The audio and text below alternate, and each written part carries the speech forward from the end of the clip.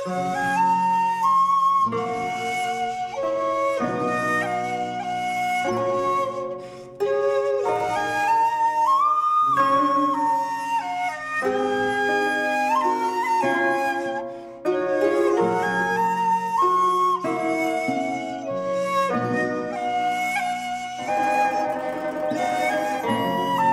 के सामने उसकी कोई हैसियत नहीं होती। तो हिंदुस्तान के हालात हों, इस माइक के हालात हों, इंशाल्लाह जल्दी ठीक हो जाएंगे, ये हमारी उम्मीदें भी हैं और यकीन भी है। आइए अब मुनव्वर आज़मी साहब की इस खूबसूरत शायरी के बाद और आपकी खूबसूरत समातों के बाद मैं एक ऐसे शायर से, यकीनी तौर से उनका भी ये मकाम नहीं है, लेकिन आज के जो कन्वीनर हैं जावेद चौधरी साहब और अयूब मनिहार साहब, जो इंतखाब किया है, ये मुश्किल मेरे लिए सबसे बड़ी बात है कि किसको पहले पढ़ाऊँ और किसको बाद में। लेकिन ऐसा नहीं, पहले पढ़ने वाले या पहले आने वाले लोग हमेशा मोतबर होते हैं। लेकिन इस वक्त मैं जिस शायर से गुजारिश कर रहा हूँ वो कई किताबों के खालिक हैं, उन्हें उर्दू साहित्य अकादमी, उर्दू अकादमी अवार्ड मिल चुका है और ये अवार्ड भी नसीम खान साहब की मोहब्बतों के हवाले से मिला है। एक बात और मैं बता दूं, ये बात हालांकि उस वक्त मुझे करनी चाहिए जब नसीम साहब यहाँ पर आ जाएं, लेकिन वो सामने रहेंगे तो ये बात कमज़ोर पड़ जाएगी। नसीम खान साहब ने जो कारनामे किए हैं, उन कारनामों में बहुत सारी बातें हैं। अपनी कौम के लिए लड़ने का जिगर जो अल्लाह ने उनको दिया था, लेकिन अदब के हवाले से एक बड़ी तारीख रकम की। हिंदुस्तान की आज़ादी से पहले या आज़ादी के बाद कभी गेटवे ऑफ इंडिया पर अदब की कोई शाम नहीं हुई थी, मुशायरा कभी नहीं हुआ था। लेकिन जब वज़ीर काबीना नसीम खान साहब थे तो उन्होंने एक तारीख रकम की और गेटवे ऑफ इंडिया पर मुशायरों की बुनियाद डाली। तो हम अहलियाने अदब तमाम उर्दूदा उनके एहसानमंद हैं। आइए मैं सुकून जौनपुरी साहब जो तंज़ो मज़ाक की भी बहुत अच्छी शायरी करते हैं, संजीदा शायरी भी उनकी बहुत अच्छी है, वो हमारे बुज़ुर्ग हैं, लेकिन इस वक्त मुशायरे को उनकी ज़रूरत है। उनका एक शेर शरीफ भाई बड़ा अच्छा है कि मुर्गियाँ कब निकाह करती हैं, फिर तो अंडा हराम है प्यारे। तमाम हिंदुस्तान के उलमाए कराम, सारे मसलक के लोग आज तक वो फतवे की तलाश में हैं कि किस तरह से वो फतवा लाएं। लेकिन आइए सुकून जौनपुरी साहब से, जो खुशबुओं का कारोबार करते हैं, मोहब्बत का कारोबार करते हैं, तालियों से इस्तकबाल करें जनाब सुकून जौनपुरी साहब। दोस्तों, मैं तो आप ही के बीच का एक बहुत छोटा शायर हूँ। और ये हमारे नज़र भाई हर मुशायरे में हमको इतना बड़ा कर देते हैं कि मैं सोचता रहता हूँ कि यार अब ये कितना बड़ा है, कितना लंबा होगा मैं, लेकिन वापस घर जाते तो फिर उतने बड़े हो जाते। सुकून साहब जी, कद से, हाइट से कोई छोटा बड़ा नहीं होता। छोटा बड़ा होता है इंसान अपने किरदार से, अपने अखलाक से, अपने मयार से, अपने फन से। जी, एक शेर मुझे याद आता है कि एड़ी को उठाए हुए पंजों पे खड़े हैं, बोने ये समझते हैं कि वो सबसे बड़े हैं। और मैं ये कहा कि मेरी किस्मत की ये उल्टी कड़ी है, मेरी किस्मत की ये उल्टी कड़ी है, मैं छोटा हूँ मेरी बीवी बड़ी है। वाह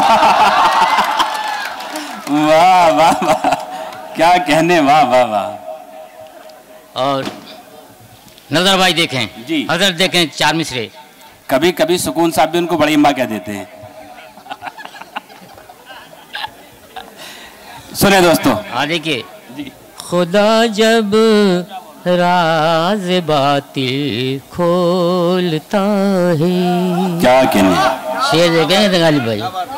खुदा जब राज बातिल खोलता है, खुदा जब राज बातिल खोलता है, तो बुत पत्थर कभी सच बोलता है, तो बुत पत्थर कभी सच बोलता है।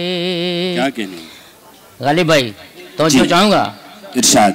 सियासी सांप का तुम सर कुचल दो, सियासी सांप का तुम सर कुचल दो, सियासी सांप का तुम सर कुचल दो, फजा में जहर अक्सर घोलता है, फजा में जहर अक्सर घोलता। संभालो, चार मिसरे हजरत देखें। और जी इरशाद।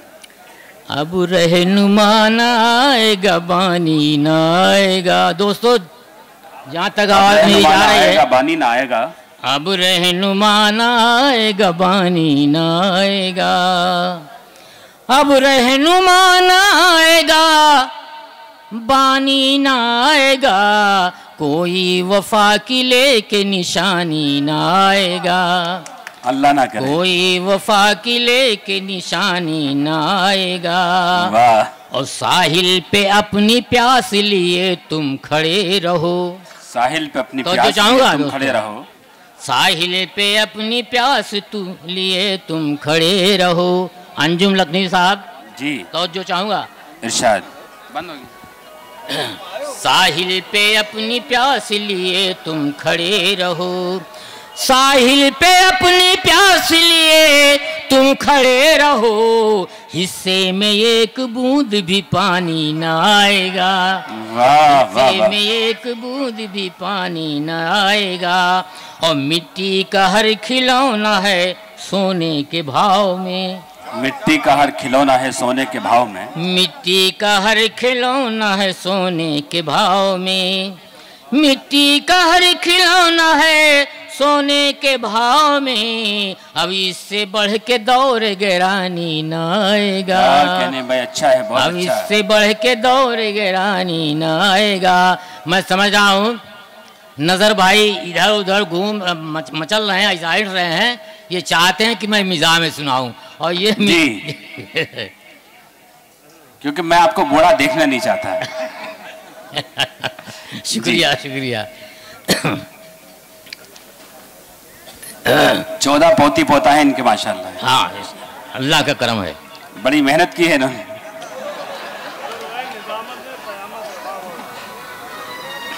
अरे बंक बीबी मिली है जब से हवलदार की तरह। मरहूम भाई कहाँ गए आप? बीबी मिली है जब से हवलदार की तरह, पिटता हूँ रोज घर में खतावार की तरह। क्या कहने, वाह। और जब वो हसीन होता है लड़ने के मूड में, क्या बात, साड़ी समेट लेता है सलवार की तरह। नहीं, वाह वाह वाह। जब वो हसीन होता है लड़ने के मूड में, साड़ी समेट लेता है सलवार की तरह। और कुछ इस तरह नसीब पे छाई है काहिली, क्या कहने, कुछ इस तरह नसीब पे छाई है काहिली। मैं ये अयूब भाई की नज़र करता हूँ। कुछ इस तरह नसीब पे छाई है काहिली, हर एक दिन गुजरता है इतवार की तरह। वाह वाह वाह। और मेरी सुकून इश्क दे मिट्टी पलीद की, टूटे पलंग पे लेटा हूँ बीमार की तरह। वाह वाह। हाँ, ना जाने क्या समझ के मुझे उनके अब्बा जी, ना जाने क्या समझ के मुझे उनके अब्बा जी हर वक्त ताकते हैं चिड़ी मार की तरह। वाह वाह वाह। हर वक्त ताकते हैं चिड़ी मार की तरह। और आप क्या कहते हैं भाई, कौन सा शेर? हाँ, मुर्गियाँ। हमारे भाई की फरमाइश हर मुशायरे में रहती है, मैं इनकी फरमाइश पूरा कर दूंगी जी।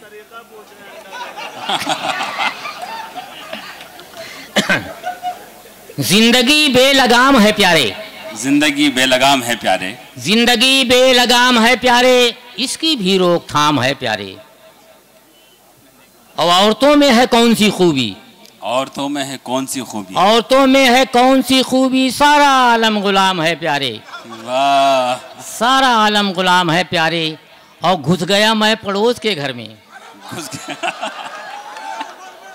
तो जो चाहूंगा भाई, घुस गया मैं पड़ोस के घर में, इश्क का ये जुकाम है प्यारे। वाह। इश्क का ये जुकाम है प्यारे। और जो चपेटे में आया जोरू के, भाई साहब समाप्त करें, जो चपेटे में आया जोरू के, उसका किस्सा तमाम है प्यारे। वाह वाह। महमूद राना साहब तशरीफ ला चुके हैं। और मुर्गियां कब निकाह करती हैं, मुर्गियां कब तो निकाह जो चाहूंगा दोस्तों जी, मुर्गियां कब निकाह करती हैं, फिर तो अंडा हराम है प्यारे। वाह। मुर्गियां कब निकाह करती हैं, फिर तो अंडा हराम है प्यारे। और इस शेर पे जितने लोग हैं सबकी तवज्जो जी, और मुझे दुआ ज़रूर देंगे। इसलिए कि मैं इतना अच्छा शेर कह रहा हूँ आप लोगों के लिए कि दुआ तो ज़रूर देना आप। सुनिए, जितने जोरू के हैं गुलाम यहाँ, जितने जोरू के हैं गुलाम, जितने जोरू के हैं गुलाम यहाँ, उनको मेरा सलाम है प्यारे। वाह वाह वाह वाह। हाजरीन, जनाब सुकून जौनपुरी साहब, हालांकि उनकी तबीयत आजकल नासाज रहती है, लेकिन तंज़ो मज़ा के हवाले से ये ऐसा फ़न है कि तंज़ो मज़ा की शायरी करना इतना मुश्किल है। एक मरतबा लाल किले में मुशायरा था और नाज़िम मुशायरा परेशान थे। हिंदुस्तान के वज़ीर आज़म राजीव गांधी साहब, पाकिस्तान बेनज़ीर भुट्टो वहाँ की जब वज़ीर आज़म बनी तो शरीफ उनको मुबारकबाद पेश करके सीधा लाल किले मुशायरे में आए। दोनों के जलवे थे, दोनों नौजवान थे, और हिंदुस्तान के वज़ीर आज़म का आना किसी मुशायरे में, किसी महफिल में, तो बहुत बड़ी बात होती है। उस वक्त नाज़िम मुशायरा बड़े परेशान थे, उन्हें कुछ सूझ नहीं रहा था। उन्होंने हज़रत हिलाल की तरफ देखा और इशारा किया।